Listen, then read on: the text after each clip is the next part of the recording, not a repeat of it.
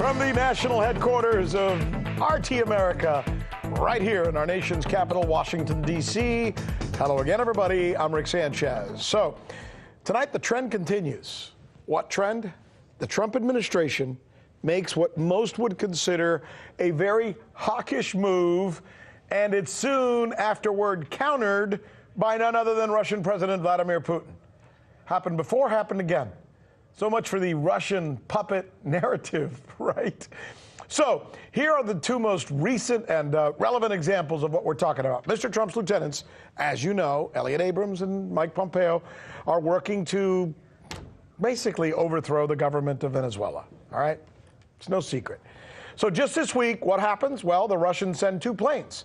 They land in Venezuela, where the Putin government has a long-standing relationship. There's the two planes, by the way. Asked about the Russian presence in Venezuela, here's what's really fascinating. Listen to what President Trump said today in the White House when asked about Venezuela.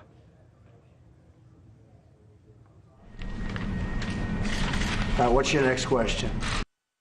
Said, so let's back it up. Let's listen to it one more time. If we can get that, Kevin. I don't know if we can. Russia has to get out.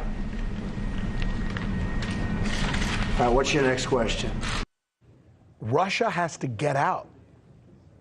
Telling Russia to get out. Next question, he says. Next question might very well come from Vladimir Putin, who might very well ask, are you threatening me? Is that a threat? Is that a threat? Russia should take this as a threat?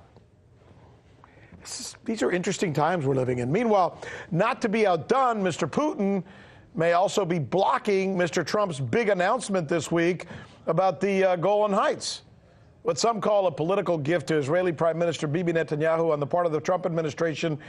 It's not going over so well among Arab leaders. In fact, here's the president of Lebanon, and guess who he's meeting with? Looky here, as they say in the South. Here he is with none other than President Putin. So a country the U.S. has been trying to get on its side meets with Mr. Putin in Moscow. And this president of Lebanon, he's not at all happy about Mr. Trump handing over the Golan Heights to Israel. In fact, here's the words that he uses to describe it. One, he says, a black day for the world. And in the other one, he says, as you can see here, an arbitrary action. So the Lebanese president's harsh words to the United States and Mr. Trump specifically are juxtaposed with what he appears to be doing in Moscow, which is, in an apparent backlash to the Trump administration's overture to Bibi Netanyahu, Lebanon is now announcing that it's going to establish more friendly ties with Moscow, proving that when it comes to American-Russo relations and presidential politics, for every action, there's a reaction. Venezuela and Lebanon, two new potential flashpoints between the world's two nuclear superpowers.